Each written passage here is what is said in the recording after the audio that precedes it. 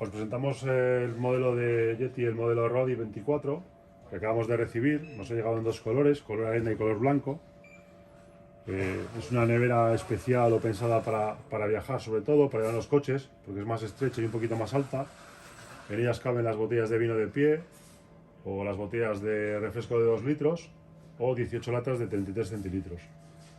Una de las características de la nevera es que los cierres se pueden abrir con una mano para un rápido acceso al interior, para poder consumir bebidas o lo que sea en nuestros viajes.